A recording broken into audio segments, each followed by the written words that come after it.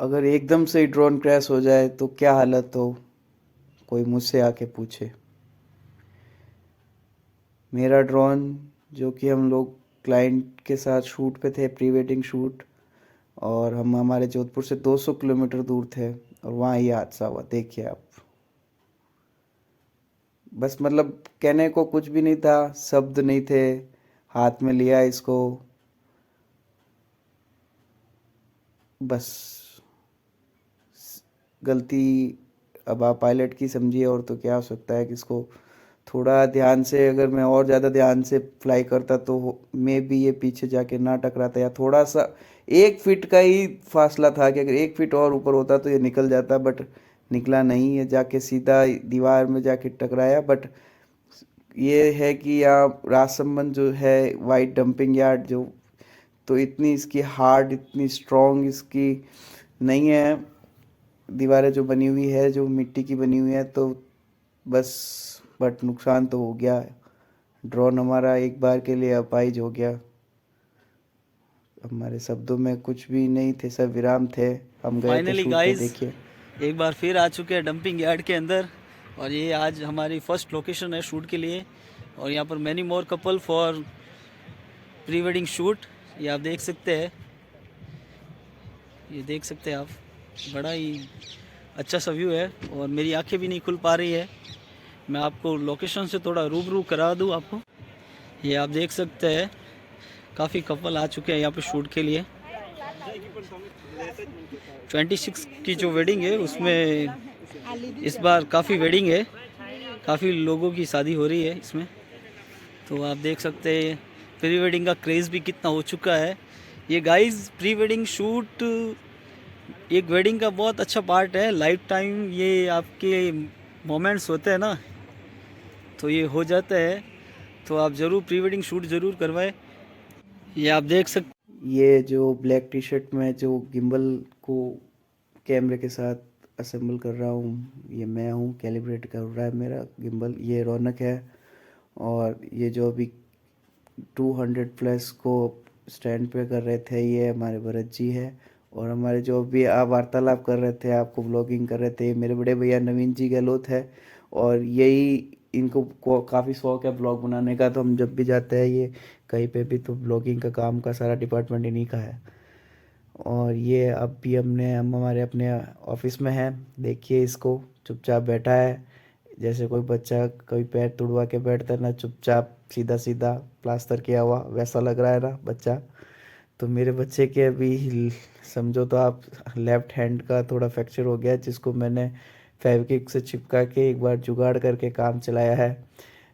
उस वक्त हमारी हालत जो थी ना, कि मतलब हम क्या ही कुछ बोले। अपने सिटी से 200 किलोमीटर दूर, जहाँ पे मतलब काफ़ी कपल आए हुए, बट हमको आगे राजसमंद लेक और भी 2-3 जगह शूट करना था, तो बट तो उसके लिए अब ड्रोन के शूट, तो ड्रोन ही कैमरे के तो हमारे पास 3 थे, बट आखिर में ड्रोन का शूट तो ड्रोन ही कर सकता है ना, वो तो हम कर ही नहीं सकते कैमरे से। तो इसीलिए फिर ये दिक्कत हो गई एक बार के लिए, तो अब नुकसान हो गया। बट एक बार ये था कि भाई हम ऑन स्पॉट लाइव शूट पे थे, तो क्लाइंट भी खर्चा करके आया है इतनी दूर। और तो इसलिए एक बार अगर जोधपुर में होती तो फिर भी कुछ ना कुछ दूसरा ड्रोन हम मैनेज कर लेते, बट अभी तो कुछ भी नहीं था हमारे पास।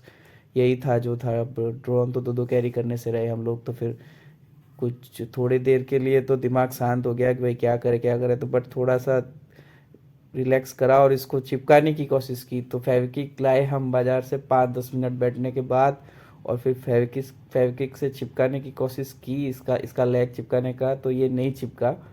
फिर और टेंशन हो गई। फिर थोड़ा और जुगाड़ लगाया फेविक्विक के साथ, जो ये वाइट मार्बल का पाउडर था, ये मिट्टी थी, इसको मिक्स करके फिर इसका प्लास्टर किया हम लोगों ने, तो ये लेग चिपक गई। थोड़ी देर रखने के बाद इसको फ्लाई किया। पहले इसको चालू करके देखा कि भाई मोटर सही है, उसके बाद इसको फ्लाई किया, तो ये उड़ गया था। तो थोड़ी सी सांस में सांस आई, बट इसको फिर एकदम से ही टॉप हाइट पे लेके नहीं गए इसको। 10-15 मिनट हम लोग एक 1.5-2 फीट की हाइट पे ही इसको फ्लाई किया रेगुलरली। भाई ये सही चल रहा है, इसका कैलिब्रेशन सही है, ये अगेंस्ट नहीं जा रहा है, अपना कहना मान रहा है रिमोट का। तो बस हमने साईं बाबा को याद किया और इसको उड़ाया। तो बस जीप में थोड़ा सा मतलब शांति मिली अंदर ही अंदर। बट अब हम लोग आ गए हैं जोधपुर, तो 1-2 दिन में इसकी रिप्लेस करवा देंगे अब। और इतनी बुरी तरीके से क्रैश हुआ है कि मतलब मैं क्या ही बताऊँ आपको। बट फिर भी है ना, हमारे ज़्यादा नुकसान नहीं हुआ है, एक लेग ही इसका क्रैक हुआ है, मोटर वगैरह सही है, गिम्बल वगैरह सही है एकदम।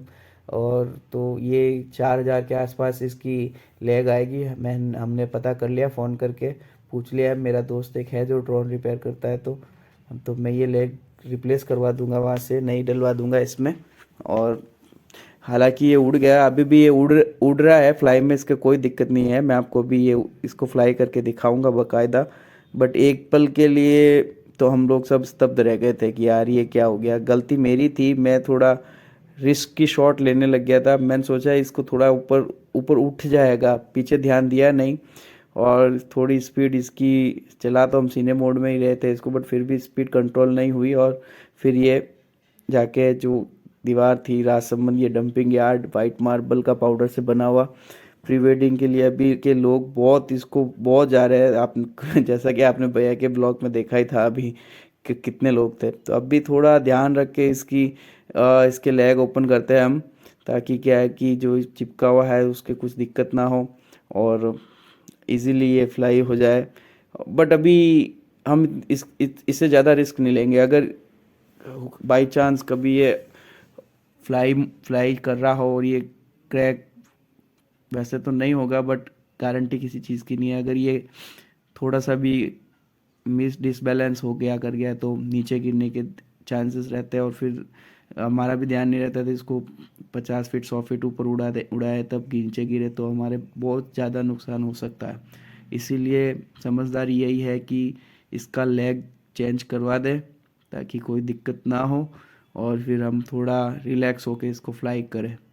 अभी के लिए मैं सिर्फ आप लोगों को बता रहा हूँ कि इतना बुरी तरीके से गिरने के बाद भी ये हमारा ये जैसे रौनक बोलता है, ये अमर है।